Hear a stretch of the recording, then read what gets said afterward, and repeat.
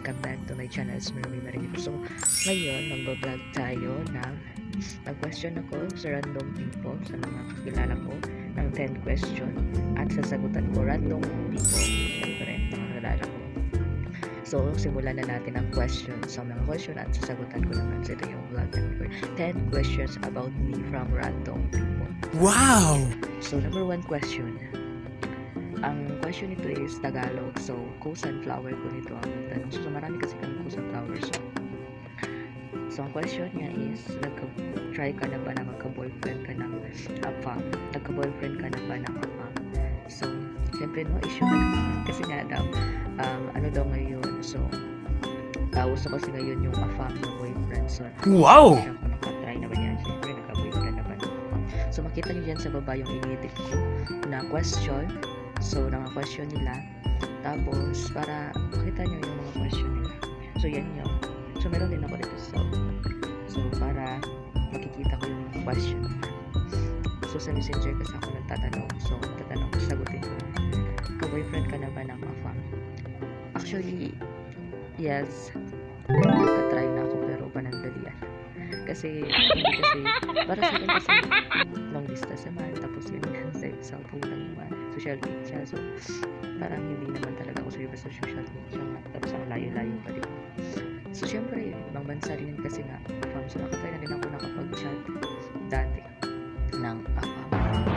So, kasi mas maano ko sa chat kaysa sa chat na mag-English kaysa sa personal. Kasi, alam mo na, hindi ako marunong talaga sa personal. Pero sa chat, hands-on tayo sa mga text na mga English. So, ang question nito is Tagalog.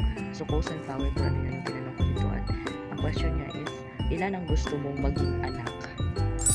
So, co-sunflower ko rin nagtanong, ilan ang gusto mong maging anak? Actually is 2, girl and boy. Dalawa lang. Kasi, siyempre, kinatanong ako ngayon ng boyfriend ko. Siyempre, mag-question naman kami.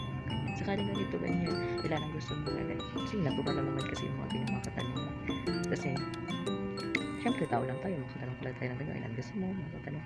So, sabi ko, 2, girl and boy. Tapos, itong tatlong question is, kung sunflower ko lang din to ang tinanong kasi Tagalog. Kailan kayo magpakasal ng jowa? Kailan? So, we're not ready to be born. And yan. So, kailangan, kasi ano kami, dapat makuha namin yung goal namin.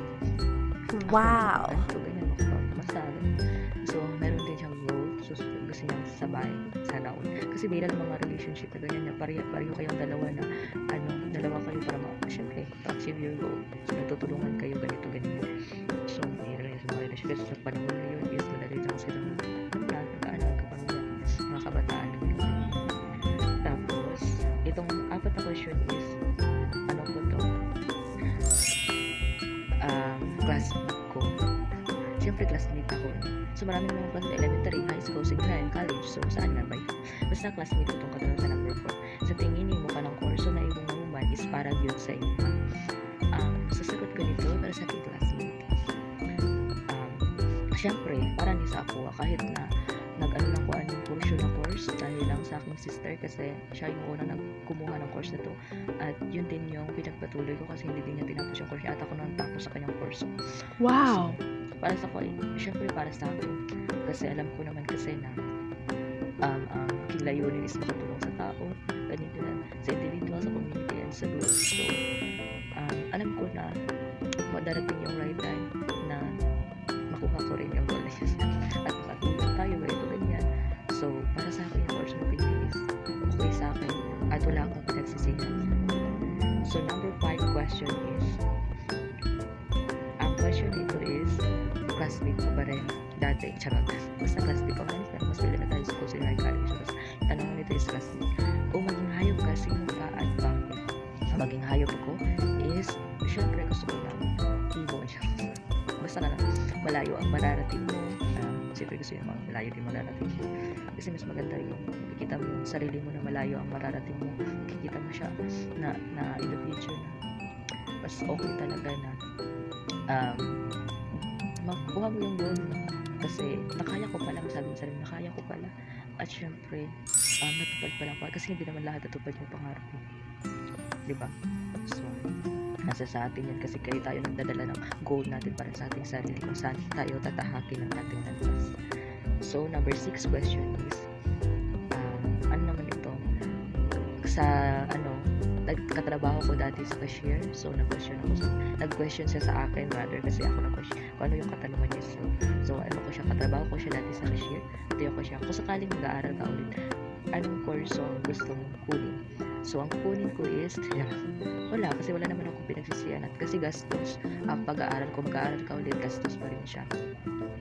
Siyempre, para sa akin, para sa family ko, so kapag mag-aaral ako, gastos na din siya. So, para sa akin, i-course ko na lang ito na ang course ko, kasi mag-course ako, mag-iba ako ng course or mag-aaral ako ulit, gastos kasi para sa akin. Kasi, hindi kaya madali din ng estudyante kasi utak mo ang papaganahin.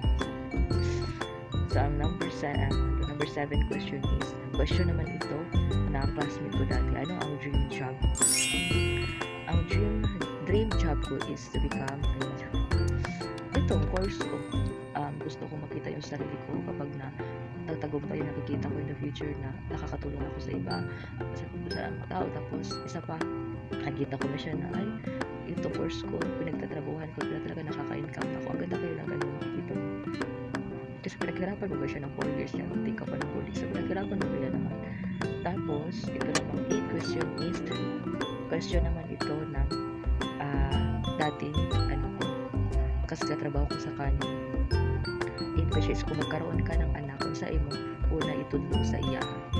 So, ang unang itulong. Kasi, siyempre, from the world, mama, papa, kasi ikaw pa, kahit hindi ako nag-question ng teacher, ganito, ganyan, is, kapag parents ka, ikaw talaga yung unang teacher ng anak mo na magtuturo sa kanya, siyempre. So, siyempre, behavior, kasi sa kabataan ngayon is, yung behavior talaga ang focus. Para sa akin, focus ko yung behavior. Kasi sa kabataan ngayon is, may mga ibang kabataan na wala ng disrespectful na, kasi may mga kabataan na influential, kasi ganyan. So, mas maganda yung behavior at saka alam mo talagang yung anak mo kasi sa paningin mo na. Tapos, number 9. Ang question naman ito is, kasamahan ko ba rin dati sa kanin? Kung makabuhat ka word na saan, isa na word o bakit? Saan ka nagkulang? Saan ako nagkulang? Saan ako nagkulang? Kasi, syempre, alam mo na yung saan ako nagkulang. Kasi kung makakita ko bakit, kung bakit naisipin ko saan ako nagkulang, kasi nag-take ako ng board exam, saan ako nagkulang, kung bakit hindi ako nakapasa ganyan, saan ako nagkulang. Alam ko naman kasi na, kahit na, yun yung inisip ko kasi nang ibigay yung test, kahit nagkulang pa rin, patuloy ko pa rin. Hanggang sa ma-action mo na ako sabihin, hindi na ako nagkulang kasi nakapasa na ako ganoon. Tapos, itong last word na question na ito is classmate ko. So, kung makapag-teleport ka, asa ka gusto mo? Siyempre, sa dream destination ko, sa Disneyland at saka sa Queens. Teleport kung sakaling mag-teleport. Pero, siyempre, tao lang tayo. Kung sakali lang naman makapag-teleport, no? So, ayan lang yung question na 10 question about me from random people. Meron question din sa classmate, kasama ko dati sa cashier, sa kanin, at saka kung sa flower ko, yun yung mga katanungan. So that is for the vlog for today. See you sa next vlog. Bye. Thank you so much for watching.